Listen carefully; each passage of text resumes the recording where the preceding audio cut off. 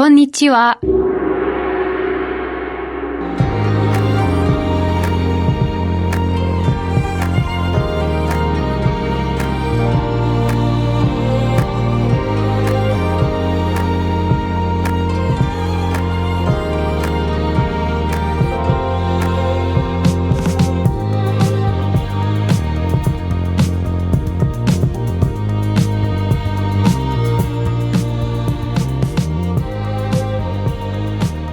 Bom dia, Tóquio! Chegamos ao dia 15 do Contra-Regra nos Jogos e hoje encerrando a nossa passagem pela Europa com uma das maiores potências olímpicas de todos os tempos.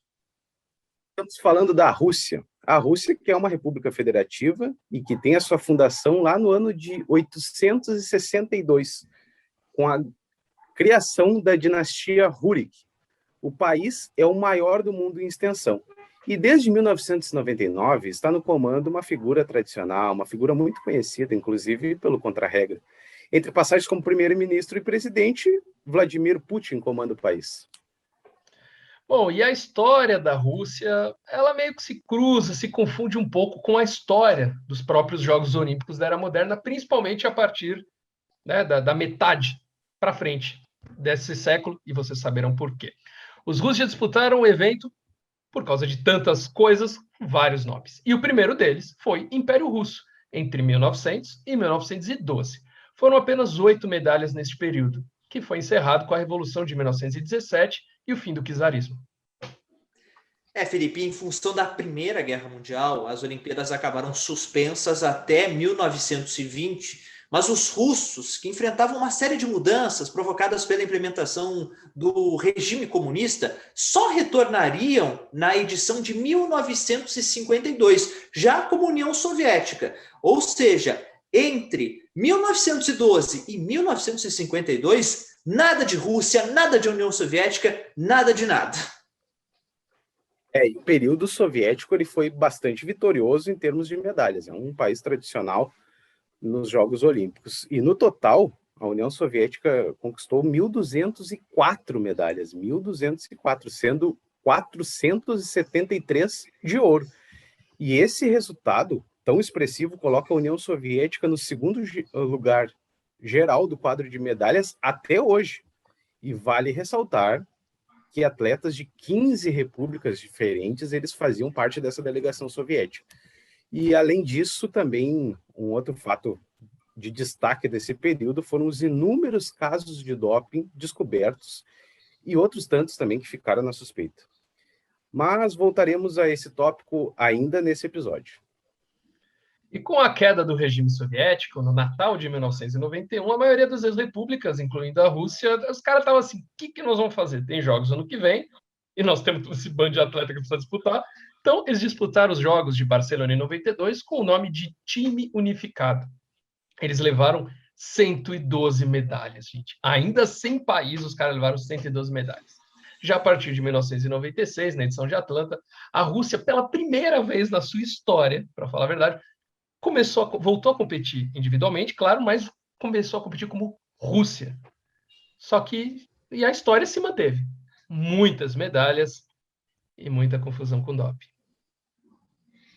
Na Rio 2016, a equipe de atletismo não pôde disputar os Jogos por conta de um esquema de doping patrocinado pelo governo russo. Não é novidade, né?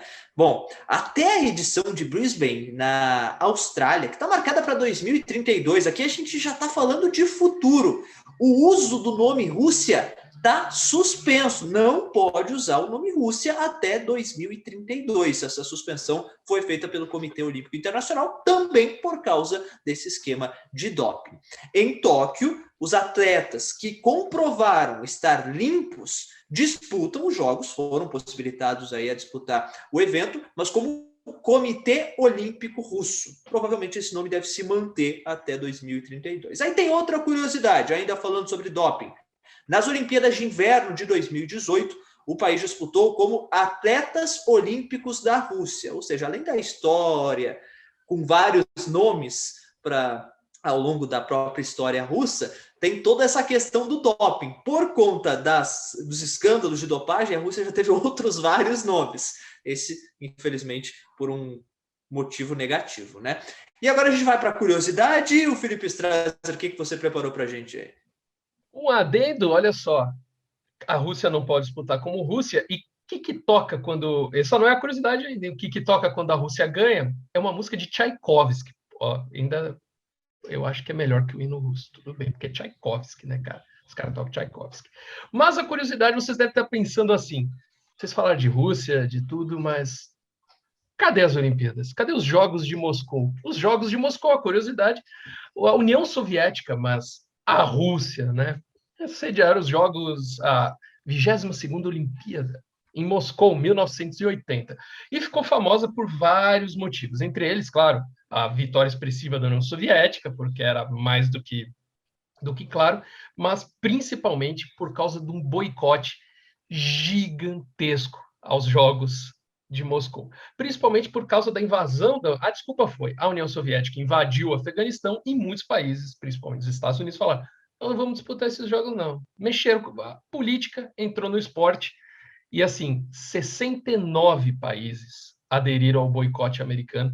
Se parar para pensar que 80 disputaram e 69 países não disputaram. Então, assim, meio mundo não jogou os Jogos de Moscou. Entre esses países, os Estados Unidos, a Alemanha Ocidental, o Canadá e o Japão. Portanto, países grandes não disputaram. O Brasil disputou, que a gente gosta de disputar, porque pô, é legal pra caramba e não tem que se meter nessas coisas. E os destaques dos Jogos de Moscou, o principal destaque, podemos falar assim, foi o ursinho Misha, que talvez seja o mascote mais famoso da história dos Jogos Olímpicos. Ursinho Misha, para quem não lembra, é aquele ursinho fofinho, russo, bonitinho, que na cerimônia de encerramento, num mosaico muito grande, os soviéticos adoravam fazer mosaico. Percebe que a Coreia do Norte, os comunistas gostam de fazer mosaico, mas a União Soviética sabia como fazer. E foi muito emocionante que no final, na cerimônia de encerramento, o ursinho Misha chorou. Essa imagem, talvez uma das mais famosas da história dos Jogos. Fica aí essa mensagem. Jogos Olímpicos, mistura política, mistura tudo, mas foram jogos muito interessantes na União Soviética.